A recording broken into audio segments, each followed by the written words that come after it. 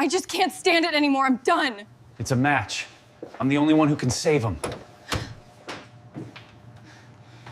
12 years of my marriage ended on an ordinary Tuesday in November. It wasn't a big fight, no betrayal, just a quiet sentence spoken in our dimly lit living room.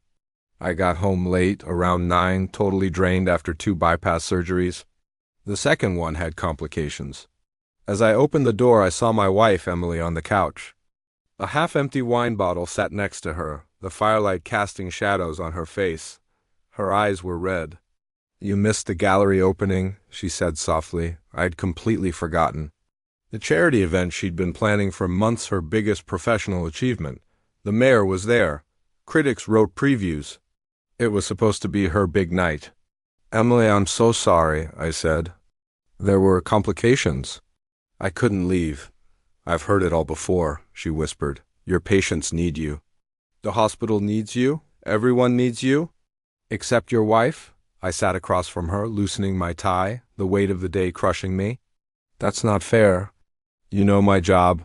"Your precious job?" she snapped. "Do you even know who was there tonight, what it meant to me?" "You couldn't even call." I tried to explain I was in surgery, but she cut me off.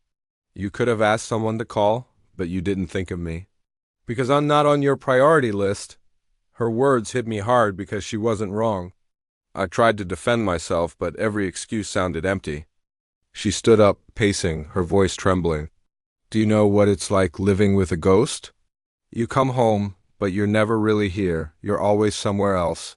I stayed silent. We'd had this conversation before, but this time felt final. "What do you want from me, Emily?" I finally asked. "I can't change who I am." She looked at me like I was a stranger. "The man I married wasn't like this," she said quietly. He laughed. He held my hand. He was present. She took a deep breath. "I can't stand this anymore." "I can't stand you anymore." It felt like my chest was split open without anesthesia. "I should have fought for us, but surgeries change you. They force you to compartmentalize, to detach." "I understand," I said. Her eyes widened. She expected a fight, not surrender. "You understand?" she whispered. I nodded. "You want a divorce?" She hesitated, then nodded back. "Yes, Jack, I think I do." I packed a small bag while she stood frozen in the living room. When I came downstairs, her voice cracked. "You're just going to walk away? 12 years and you're not even going to fight?" "What would I say?" I asked gently. "That I'll change?" "I won't. Not because I don't want to, but because I don't know how anymore." She swallowed hard. "Was I ever enough for you?" "You were always too good for me," I said, and then I left. The next 6 months were a blur of work and sterile apartment walls. I signed the divorce papers without even reading them. Then, one night, Emily called frantic. "It's Dad," he collapsed. "They think it's his heart." Her father, Robert, had been more of a father to me than my own. I rushed to it was a massive heart attack. I took over. Angioplasty wasn't enough. He needed emergency surgery. Emily burst in, terrified. "Is he?" "He needs surgery now," I told her. "Who's doing it?" She asked.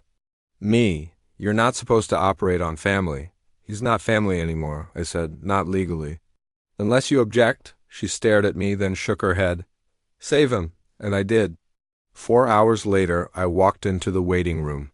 "He made it." She collapsed into my arms, sobbing with relief. For a fragile moment, we were us again. Over the next few days, I monitored Robert closely. Emily was always there, watching me. One night in the cafeteria, she finally said it. "I miss you, Jack, I think."